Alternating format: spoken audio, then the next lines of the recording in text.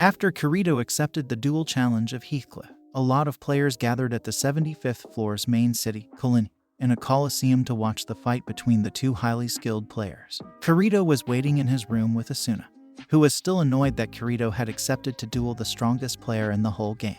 A terrified Asuna scolded Kirito for his actions and reminded him that Heathcliff was famous due to his unique skill, Holy Sword, that granted him an outstanding offense and defense, plus the fact that no one had ever seen Heathcliff's health bar reach the yellow zone. Kirito then told Asuna that he understood his odds. However, he boldly declared that he still did not plan to lose easily. While Asuna was watching from one of the entrances, Kirito entered the arena where Heathcliff was already waiting. After selecting the first strike option for their duel, both Heathcliff and Kirito readied themselves as the timer counted down.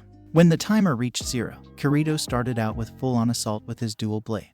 However, Heathcliff was able to block all of Kirito's attacks with his tower shield. Kirito seemed to be at a disadvantage, as Heathcliff easily defended and attacked using his Holy Sword. Still not letting up on his assault, Kirito continued to attack by activating Starburst Stream and finally knocked Heathcliff's shield to his side, creating an opening.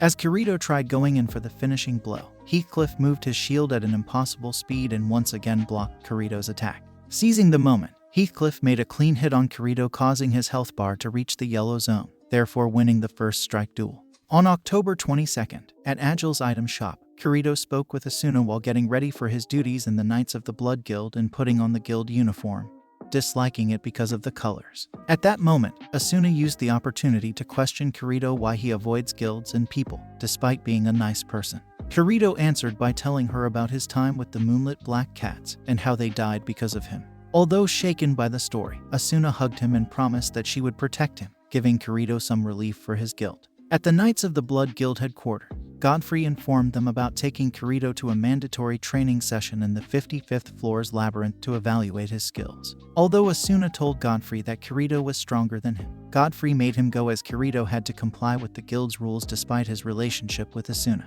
To Kirito's shock, Kiradil also came to accompany them in their training, and because of now being Kirito's guildmate, apologized to him for his previous actions. Before leaving, they gave their crystals to Godfrey as a method to prove their skills. In the field on the 55th floor, they stopped to rest and Godfrey gave them each a portion of food, though Kirito was disappointed that he had been given a regular loaf of bread, instead of being able to enjoy Asuna's homemade food. While drinking, Kirito noticed something weird in Kiradil's expression, but it was too late, and both Godfrey and Kirito were paralyzed by the poison water. Kirito quickly told Godfrey to use the crystal to cure himself, but Kiradil kicked it out of his hand and subsequently killed him while enjoying Godfrey's demise, turning into an orange player. As for the excuse he would make, he told Kirito that he would claim that the party was ambushed by orange players, and that he held them all on his own.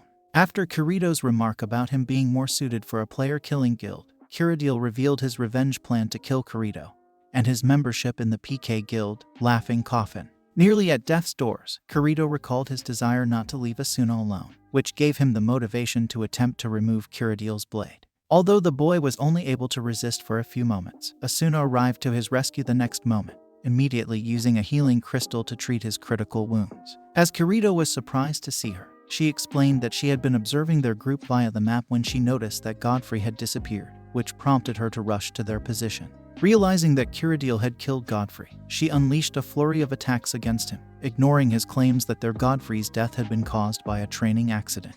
Gravely wounded by the girl, Kiradil suddenly begged for mercy, promising to leave the guild if he were spared. As Asuna began hesitating, Kiradil made use of her lowered guard in an attempt to launch a surprise attack on Asuna. However, Kirito intercepted the attack just in time by sacrificing his hand to block the blow. Using his free hand, the boy dealt the final blow to Kiradil with his martial arts skill Embracer. In his dying breath, Kiradil accused Kirito of being a murderer before shattering into polygons. After the harrowing experience, Asuna believed that she was to blame for the tragedy and said that she would never bother Kirito again. Not wanting to part ways from Asuna's side, Kirito told her that he wanted to be with her for the night.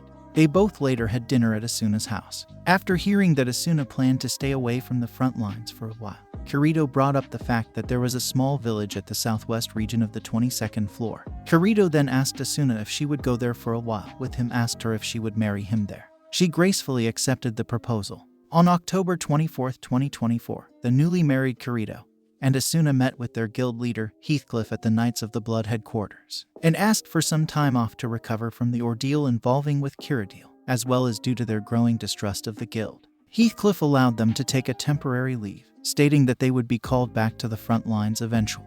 The following day, Kirito and Asuna started their honeymoon in their own house in Coral Village on the 22nd floor. Kirito asked Asuna if their relationship would continue in the real world.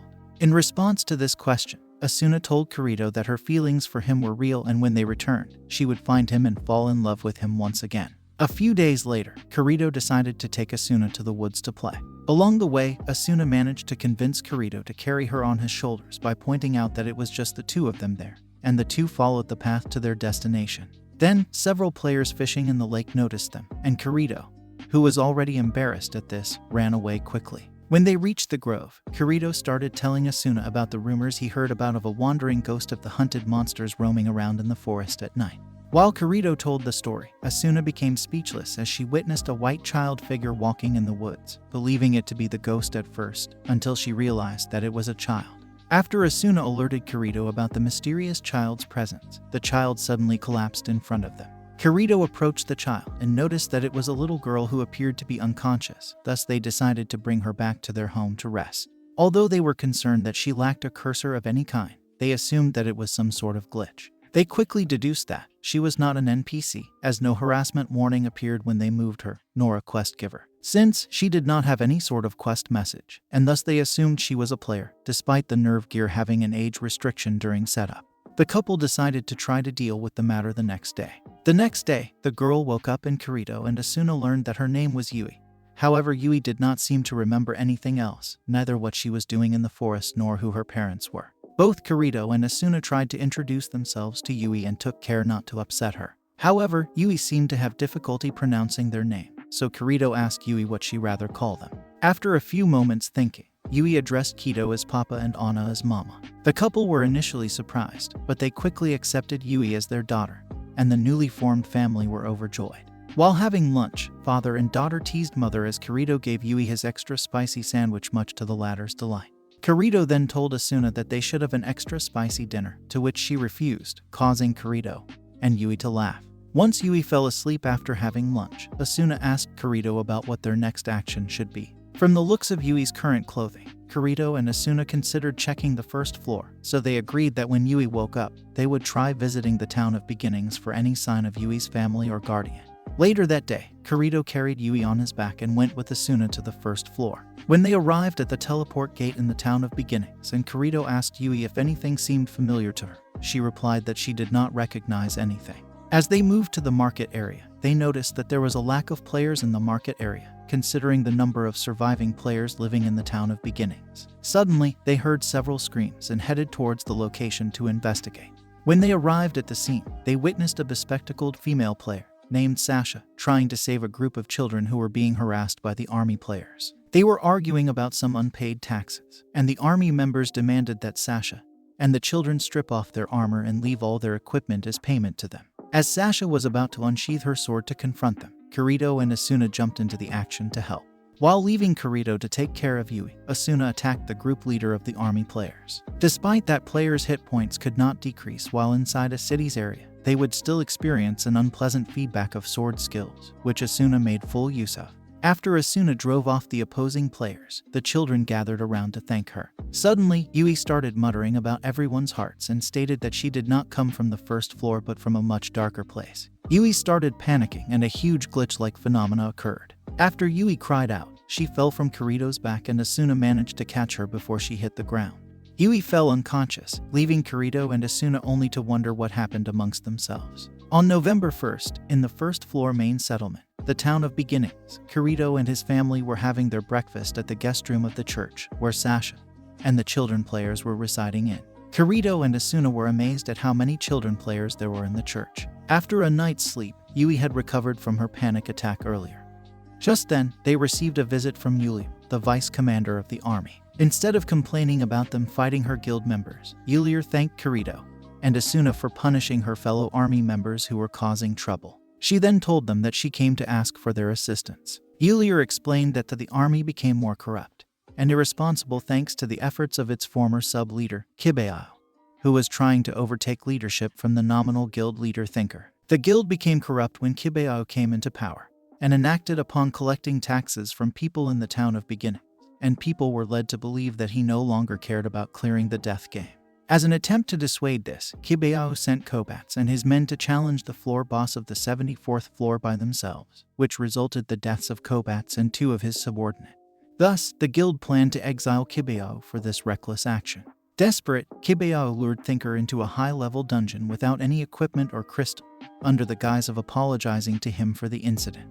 Once Yulia heard about 2 high-level players that had come to the first floor, she went to find them. Kirito and Asuna had doubts about Yulia's story, as it could have been a trap. However, after Yui stated that she somehow knew that Yulia was telling the truth, Kirito chose to believe in her story, instead of later regretting not helping her, and thus they agreed to help. Kirito and Asuna then told Yui to stay with Sasha for safety, but Yui insisted to come with them. Having no other option, Kirito, Asuna, and Yulia took her along. As they entered the dungeon, Asuna and Kirito commented on how they had never realized such a large dungeon existed underneath the town of Beginning, and how it was not present in the Sword Art Online closed beta service. Yulia explained to the group that the dungeon was speculated to have been unlocked, as the clearers made progress on the higher floors, and stated that Kibeao wanted to have this area for the army's personal benefit. However, the monsters were too strong for him, so he could not use it as much. During their progress in the dungeon, Kirito enjoyed himself by defeating a group of scavenger toads they had come across, with Yui cheering on. Yulia felt apologetic about compelling Kirito to handle all the monsters, though Asuna assured her that Kirito did not mind. Yulia then checked her map and discovered that Thinker remained in one spot, most likely a safe zone. After the battle, Kirito told the others that he had collected items from the monsters, most of which were scavenger toad meat which he hoped Asuna would cook later. Instead, she disposed of them all in shocked disgust. To Kirito's dismay and despite his protest, the scene prompted Yulia to smile, an action that Yui noticed and expressed joy about, which pleased Asuna in turn. The group finally arrived in a corridor with the safe area in sight. At this moment, Kirito used his searching skill to confirm that Thinker was trapped in there. Overjoyed with the news, Yulia began running towards him, but Thinker yelled to her to not proceed, warning that the corridor was dangerous. Immediately afterward, Kirito detected an enemy named the Fatal Scythe hiding in the shadows, and rushed to Yulia as Asuna vainly called to her to stop. As the Fatal Scythe was about to land a blow from its weapon on Yulia, Kirito jumped right on time and pushed her out of harm's way. Asuna then asked Yulia and Yui to run to the safe area and teleport out, to which she agreed, though Yui was concerned. Kirito was unable to identify the boss and presumed that it was as strong as a boss on the 90th floor or above. Although he also asked Asuna to go with Yulia and Thinker, she refused and stood by him. As the boss attacked, Kirito and Asuna blocked the assault, but were blown away from the hit, lost half of their hit points in the process, and were unable to return to their feet. As the boss was about to deal the finishing blow on Kirito and Asuna, Yui left the safe area, just as Thinker and Yulia were teleporting away, and stepped in front of the Fatal Scythe. The monster then attempted to attack her, but just after she told the couple that they do not need to worry about her. The Fatal Scythe's attack was repelled by an immortal object shield, which left Kirito and Asuna in shock. Yui then levitated, changed to the clothes she originally had when Kirito and Asuna found her, and generated the object eraser in the shape of a huge flaming sword, which she used to remove the boss with a large flaming sphere. Yui then told Kirito and Asuna that she had recovered her memories. Back in the safe area, Yui, finally pronouncing the names of her so-called parents correctly, explained that the Cardinal system, which regulated the entire SAO server, created an AI called the Mental Health Counseling Program Prototype 1, codename Yui, who was given the ability to emulate emotion to put players at ease with her. She explained that she was intended to take care of the player's mental health, but for reasons she never understood, Cardinal prevented her from interacting with the players, effectively forcing her to monitor their emotions without a way to interfere. She only saw hate, rage, and desperation in the players until she saw Asuna and Kirito, who were enjoying themselves despite being trapped in the death game, and decided to get as close to the two. Yui, crying in happiness, wondered how it was possible for a mere program to think like that until Kirito told her that she was no longer being controlled by the Cardinal system, and thus she could think whatever she wanted. After Kirito asked what Yui wanted, she replied that she wanted to stay with them forever, and the family shared a tearful hug. Although Kirito and Asuna assured Yui that she would be with them forever, Yui sadly explained that she used a GM console, the large black cube in the safe zone, to delete the Fatal Scythe, resulting in the Cardinal system detecting her presence and due to her disobeying its orders, the system now recognized her as a foreign object and was proceeding to remove her from the system. Yui thanked Kirito and Asuna and requested them to help other players in her stead and to continue smiling before she turned into particles of light that vanished into thin air. As Asuna descended into hysterical weeping, Kirito cursed the Cardinal system and Kayaba Akihiko, then took the keyboard of the GM console. While Yui's credentials were still active and managed to save Yui's program by transforming it into an in-game object, Yui's heart, which Asuna then wore as a pendant, while Yui's data was stored into his nerve gear's local memory. On the way home, Kirito and Asuna talked about recreating Yui after they escaped from Sao. Yui's particles then floated by and her voice wished her mother good luck.